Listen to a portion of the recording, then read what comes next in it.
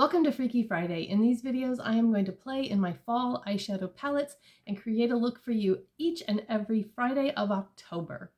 For today's look, I'm going to use the Beauty Bay Midnight palette. I have a dress rehearsal tonight. Our show opens on Friday, and my character wears purple. And so if this one can't get me a bold, sparkly eye look, I don't know that there's a palette on earth that can. So I'm going to use this one for my purple look today. I actually had makeup on already today and I wasn't planning on starting from scratch, but I really didn't like the way my foundation was looking.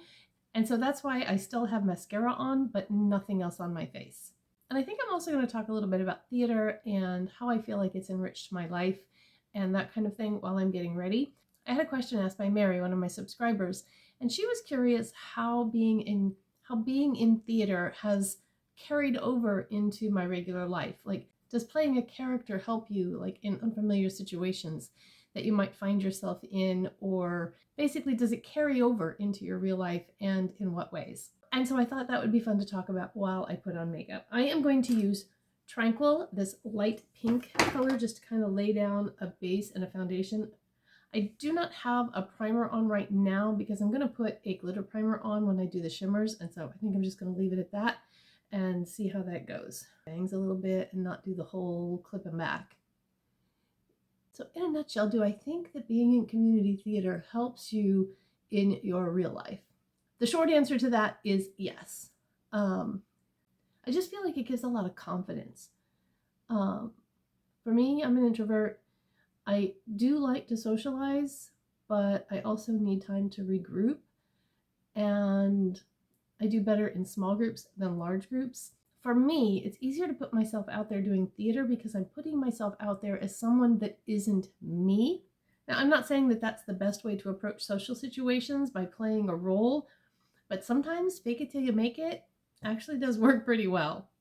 Oh, you know what I want to do? I want to put tape on. I am now going to go into lavender and start deepening up the crease a little bit. And it isn't so much that you're playing a role, but doing theater and playing that role gives you an opportunity to put yourself out there in for me, a less intimidating way because you are playing a role. And so you get used to being in front of people and being in unfamiliar situations and that kind of thing in a less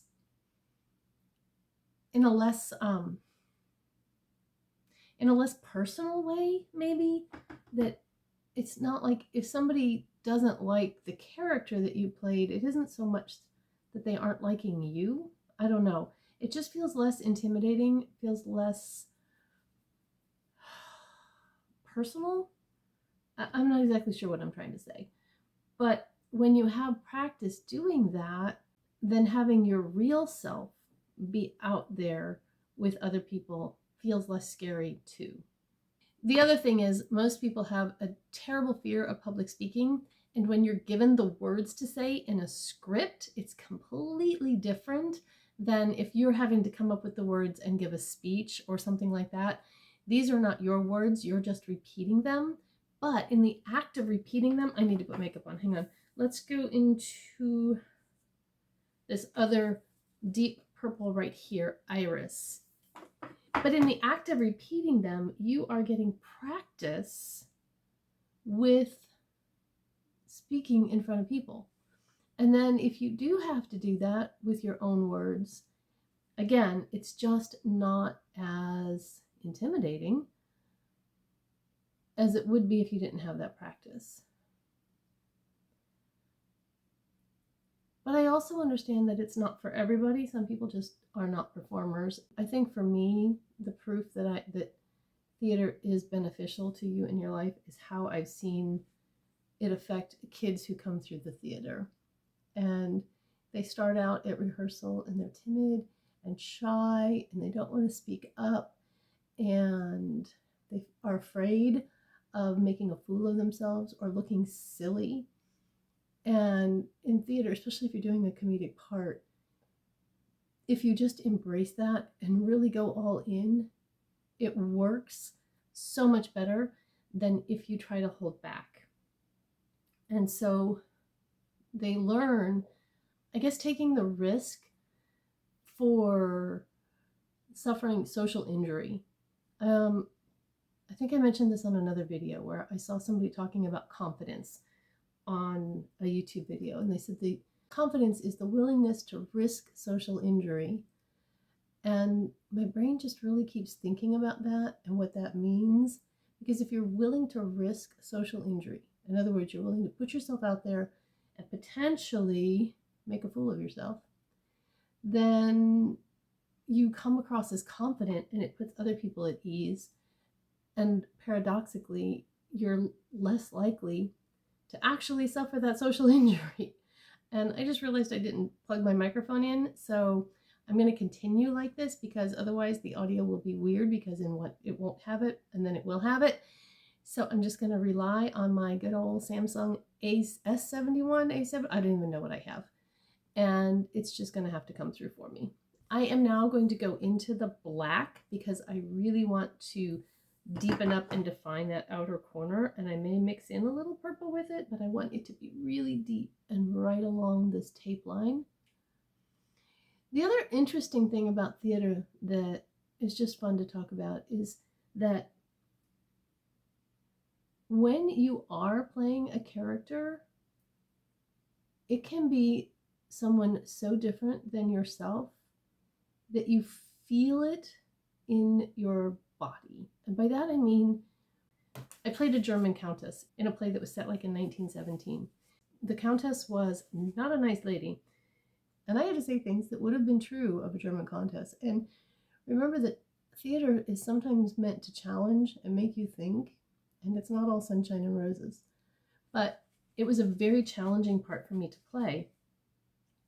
And I changed so much about myself in order to play that role that at the end of every performance, I was so stiff and sore because I carried myself differently. I spoke differently. I moved differently. And it was just kind of an eye-opener. It was the first time that I'd ever really kind of had to immerse myself in that kind of a character. And it was really kind of a cool experience. The other thing is, and even my daughter, when she was very young, she played a lead in Seussical. She was JoJo. And I've had this happen myself, but she got sick for a performance. And she felt terrible, but she understood that she was sick, but JoJo wasn't sick. And so when she went on stage, she felt fine. She could suspend that feeling of illness because of the character she was playing. And like I said, I have experienced that as well. Now, if you don't have much of a voice, or you're stuffy or something like that, no, that's not going away. But if you can immerse yourself into that character, you can perform in ways that you wouldn't when you yourself just wants to curl up on the couch and go to sleep. So do I think that being in community theater has helped me in my real life? Yes, in many, many ways. All right, I need my glitter glue. I'm going to use the Hard Candy glitter primer. It's just the teeniest little bit, and mush that between my fingers. And put that on my lid. And then I try not to actually open my eye very much. I'm going to use this shimmer right here, Electric. Oh, yeah, it is electric. I feel like my eyelid is sticking together a little bit. I need to open that up.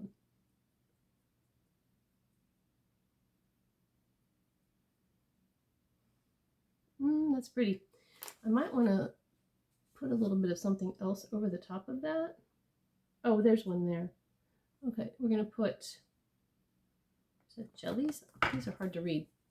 I'm going to go into jellies and put that more on the inner portion to brighten it up. These are pretty shimmers. Okay, and then I have the other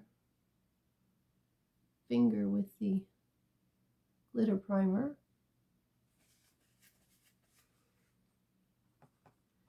And the deeper shimmer first. And then the brighter one.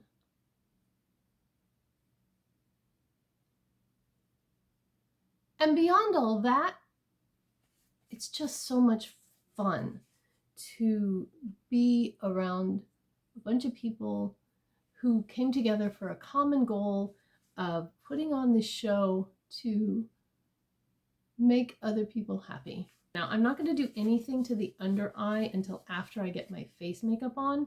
So I'm going to leave this here. Actually, I need to blend a little bit. Hang on. I'm going to take a little bit more of that pink and blend the top edge a little bit.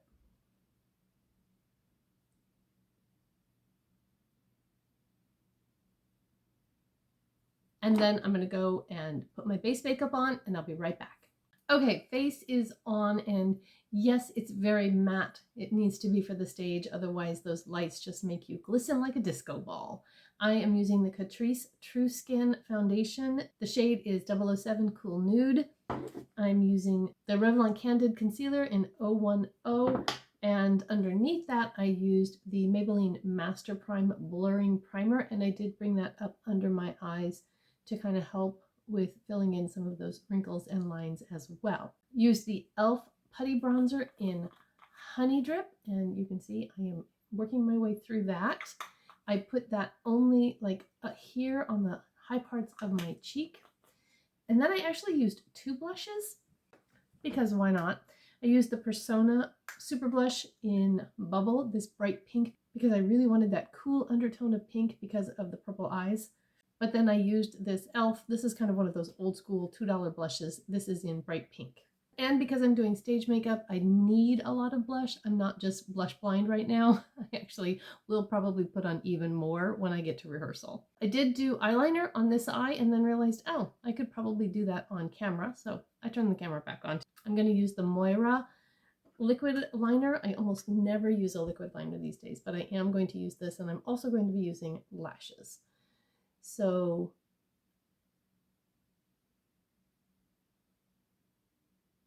needless to say, I'm not going to talk while I do this.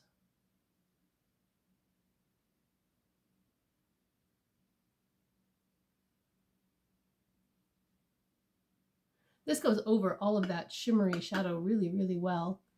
And I'm not going to do a wing. That was the point of having the tape there, because I can't really do a wing very well with these folds that hang down here.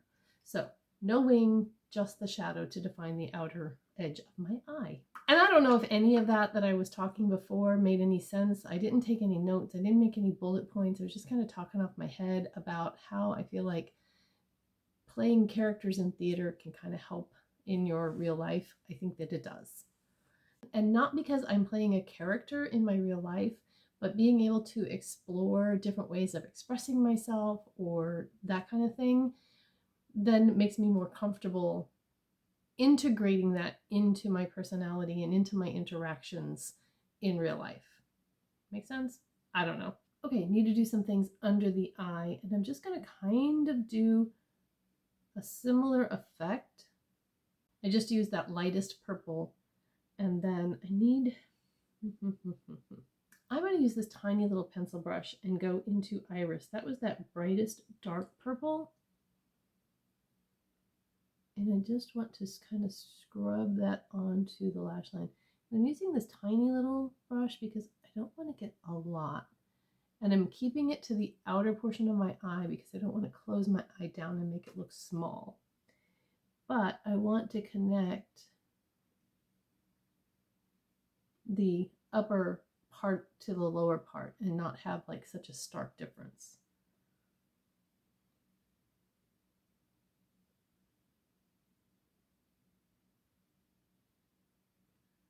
And then I'm going to go into just a little bit of the black and the purple, mixing them together, just right on the edge.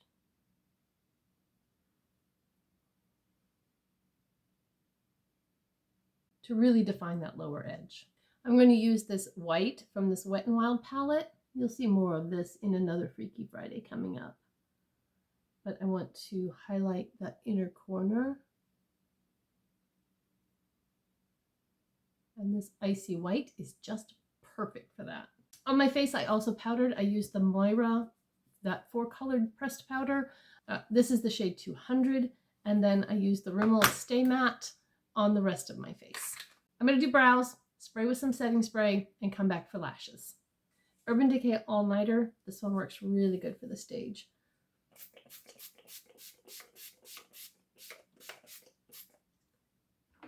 And I sprayed pretty heavily because I really want all of this to meld together and be matte but less powdery looking. So I'm going to dry, and then I'm going to take that sponge that I used to do my base makeup and just press.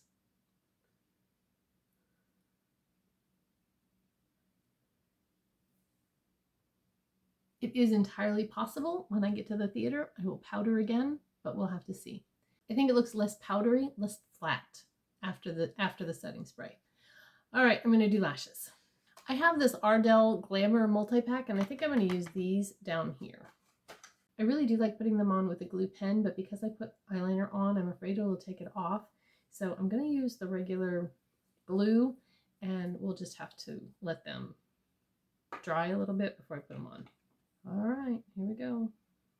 So when you put your glue on, you want to just put it on the band, use the side of your brush,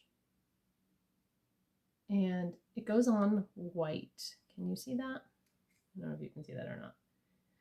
You're going to wait about 30 seconds or so. You want that glue to lose the white look and become a little bit more translucent. And what that's going to do is it's going to make it tacky.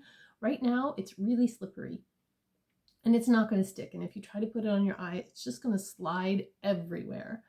But if you wait until it gets a little tacky, then it will stick where you put it. And you can put down the inner corner, and then you can kind of work your way along, or you can put it in the center and then work your way out to both ends. But either way, if you can get one spot to stick, then you can work your way along the band and get the rest of it. And depends on how thick you put your glue on, how long it's going to take it to dry. Obviously, you don't want to wait too long. And I do like holding it with a tweezer because the tweezer is skinnier than my fat fingers, so I can see better where I'm putting it on than I can if my fingers are in the way. And I always use a 10x mirror. So let's see how bad this goes.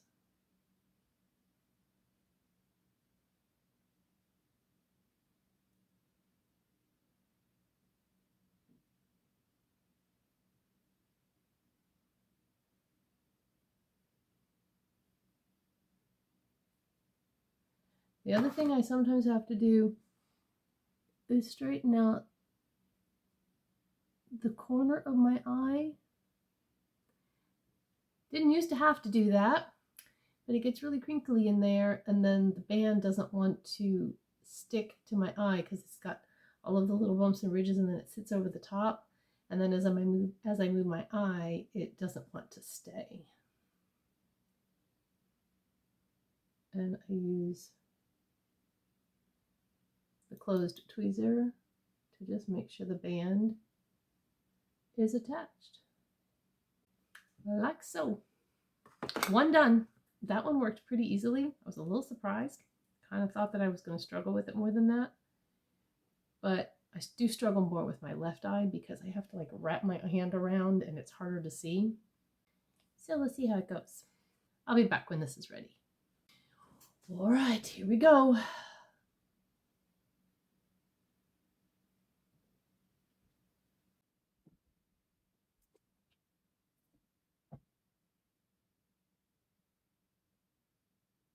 All right, I may have gotten that one placed a little too far out, but it's stuck really well, and it is only a dress rehearsal, so I'm not going to redo it. It is good enough, and it just kind of gives a more of a fan effect. That's what I'm telling myself anyway. If I'm wrong, oh well. All right, I'm going to go do my hair and my lips, and I'll be right back. So here's the finished look, and on my lips, I have the ColourPop Lippy Pencil in Bad Habit, and the ColourPop Lippy Sticks in Happy Thoughts. And this is a really long-lasting formula, so it's great for the stage. I may end up putting a little bit of a gloss over it, especially just kind of in the center, just to make it a little more comfortable for the long haul. But that does affect how well it wears. I usually reapply at intermission anyway, so it's not that big of a deal. For our dress rehearsal last week, I used a lighter pink, and it looked nice with the purple, but it didn't look as good on stage. So I needed a deeper berry lip to really make it pop on the stage. Typically, I don't like doing both a bold eye and a bold lip, but in this case, it's called for. And because the show has an 80s vibe, I kind of needed big bangs, but you guys, I'm out of practice. And I used to be able to get them a lot bigger than I can now, but also my bangs were longer so that when they were poofed up here, they didn't look too short. So if I go too big, then they're gonna look too short. It's the 80s vibe, but not necessarily authentically 80s. And I went ahead and let my hair go curly because I actually did have a perm back in the late 80s, and this is kind of what it looked like. I'll stick a picture up there for you so you can see it. That was actually 1990 when my husband and I got engaged, but I'd had that hairstyle for a couple years by then. I'll put a picture of last week's dress rehearsal also up here so you can see me in one of my costumes. Oh, I forgot. I wanted to put this Maybelline light liner in Moonlight Purple in my lower waterline to kind of brighten that up. I can still do it, and we're not done yet, so I am just going to scrub that into that lower waterline.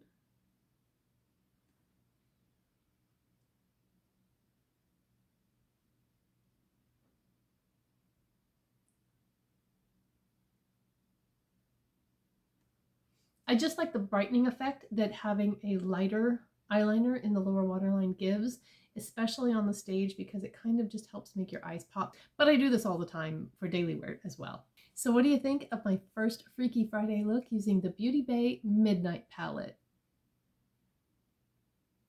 I really like it. I did this look for a couple of rehearsals, and this one is definitely my favorite. I had to pull from several other palettes when I was using different ones in order to get the look that this one gave me pretty much by itself. I did pull the white out of here for the inner corner, but otherwise I was able to do everything with this palette.